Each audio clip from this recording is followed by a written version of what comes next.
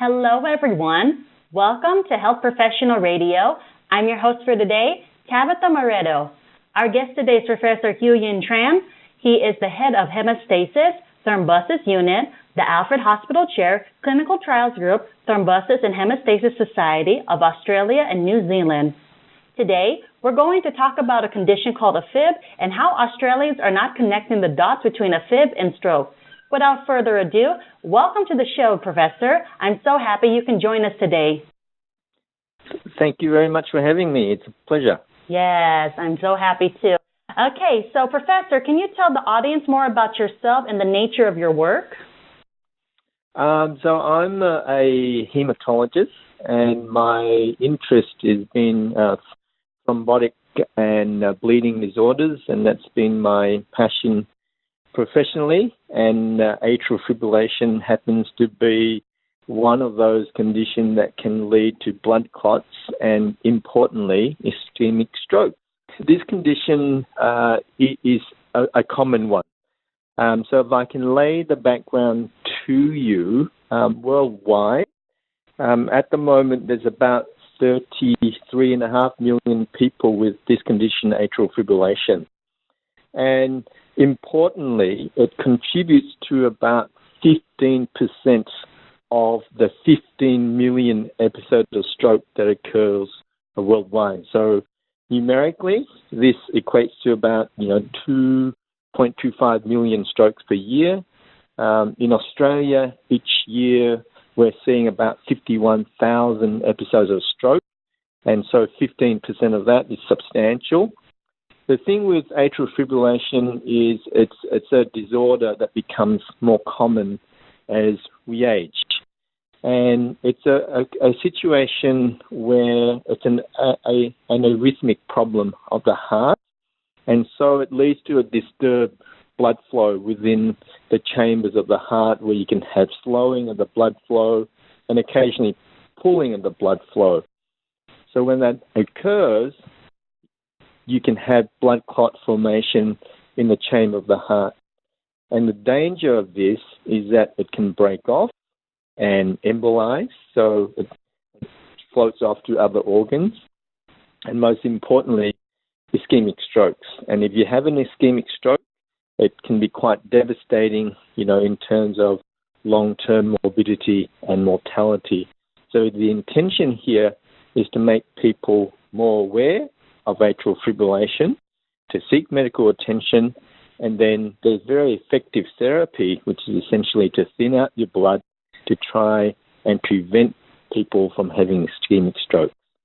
I see. This sounds like a very dangerous condition, and people should be more informed about this. And speaking of this condition, who are the people who are at risk of getting Afib? Yeah. So the at-risk people, so firstly, aging. Sadly, we all get older, and this condition becomes more common as we age.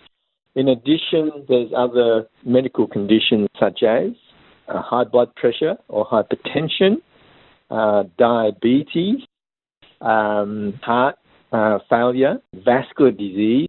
Of course, people have had strokes before. Importantly, at the general population level, we're seeing that alcohol is a potential risk factor as well, but these are the main risk factors that people need to be aware of. Yes, that's true. And also, I want to ask you something about the condition. How can one get tested for Afib? What can they do about it? How can a person know they have the condition, or let's say they're at risk of getting the condition? Yeah. So firstly, be aware that you could be at risk as we get older, and then be on the lookout of some of the symptoms. And indeed, they can be a bit subtle or unusual. And simple things like feeling an irregular heartbeat, palpitation, if you feel breathless, if you get chest pain, lightheadedness, then you should be proactive about this and go off to your general physician, your family doctor, and have it checked out. And they can simply do what we call an electrocardiogram or an ECG, and that will really be able to pick up the condition. That's excellent. I'm glad to hear that for this particular condition, there's a way to get tested for it. Now let's talk about treatments. What are the available treatments for this condition? So the most important treatment in AFib to prevent ischemic stroke is anticoagulation or to thin your blood out. So traditionally we had an oral tablet called warfarin, which you've had for a long, long time, since last century. But more recently, in the last decade or so, we've got these new, we call them direct oral anticoagulant, where it's been very well studied in many clinical trials, and it's been shown that it's very effective in preventing ischemic strokes in patients with AFib. That's good to hear that there are available treatments for this.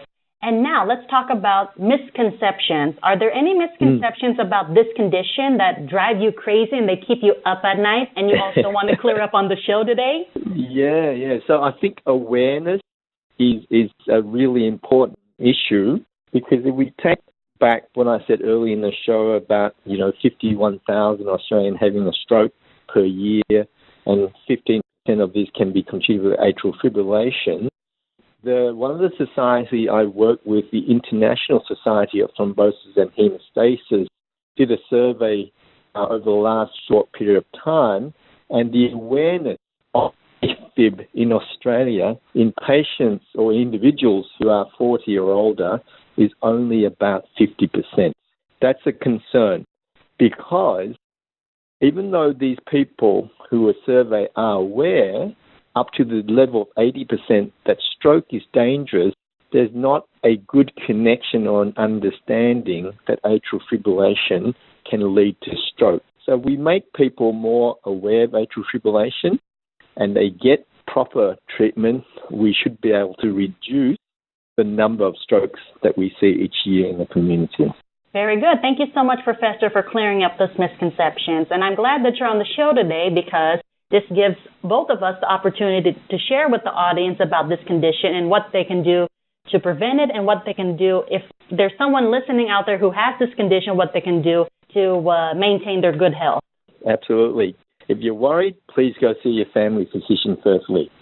Okay. And now, sir, what is your main takeaway message to all of our listeners out there? My main message, if you're over the age of 40, you get some of the symptoms that we discussed about, and you have those factors, please go see your family physician to make sure whether or not you do have atrial fibrillation. If you do, then we go forward to give you the appropriate treatment to stop you from getting an ischemic stroke. Excellent message, Professor. Now, for those who are interested about getting tested for Afib, or they want to know more about it, how can they get in touch with you? So I work at the Alfred Hospital in Melbourne, Victoria. I'm also with the Monash University. But also, in addition, I just want to highlight that, there's a number of societies out there, including the Stroke Foundation, the Cardiology Society.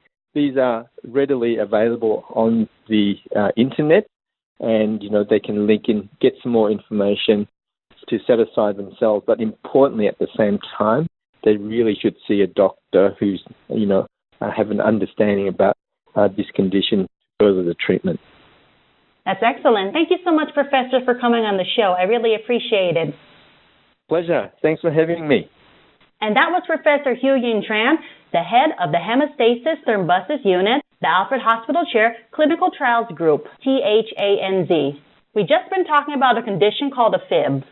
If you like this interview, transcripts and archives are available at www.hpr.fm. We're on all social media platforms, so don't forget to follow, like, and subscribe. We're also available for download on SoundCloud and iTunes. I'm Tabetha Moreto, and you're listening to Health Professional Radio.